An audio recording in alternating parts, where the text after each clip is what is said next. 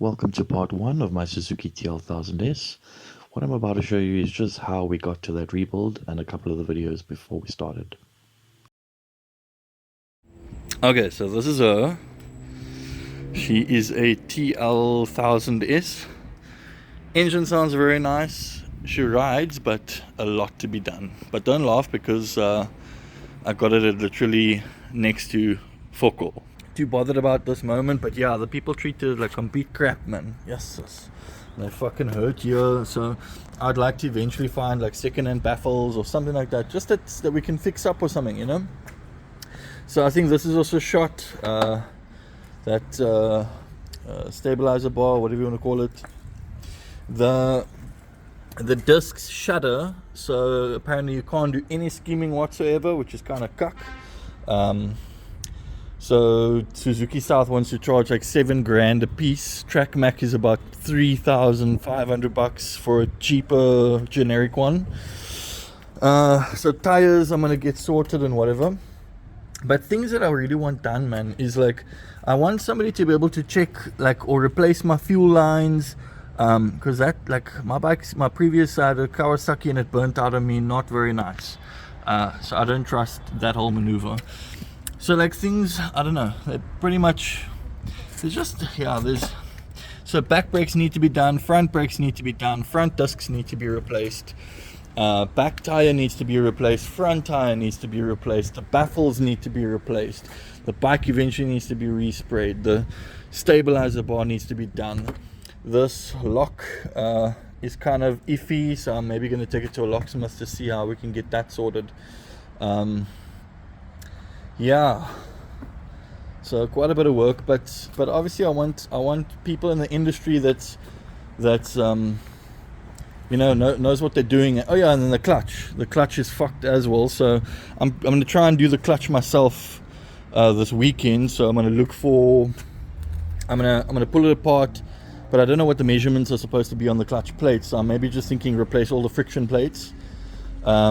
Yeah, but people want to charge like 2,000 rand just to fucking replace the clutch. Like, it'd be funny. Points ended up getting the front and rear tires as well as brakes replaced. My new discs.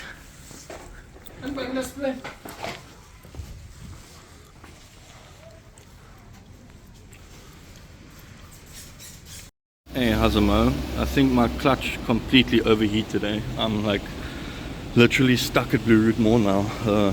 Doesn't work whatsoever. Like, can't explain it. Just got zero clutch.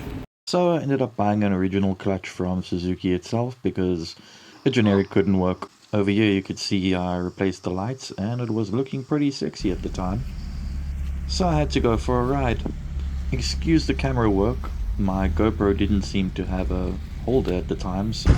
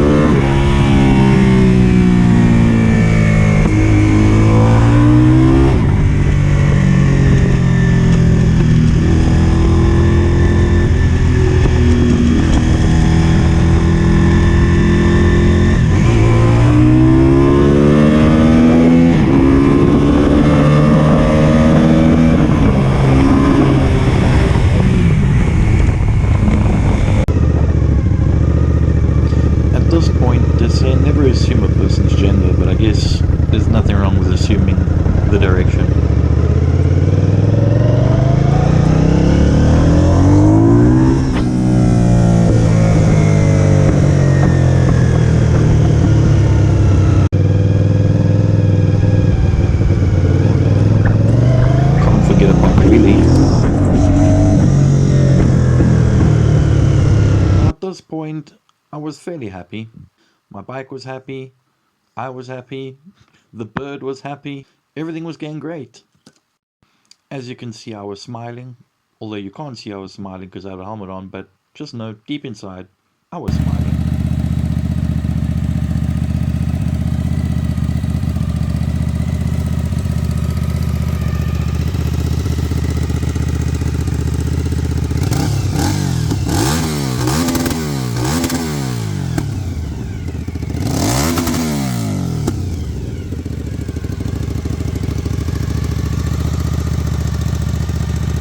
So I had to take a ride with a friend. RIP, Stefan Manson. As you can see, he had a Honda CBR1000 HRC edition. Pretty sexy looking bike as well. And I had to take it to more friends and show them how it backfires.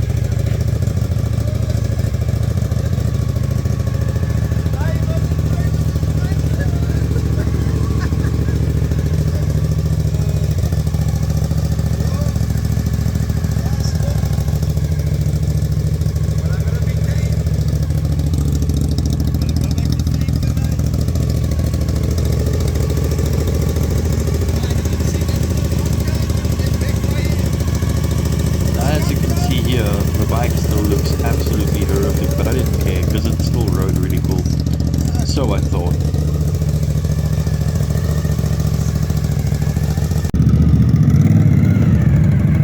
Speed bump.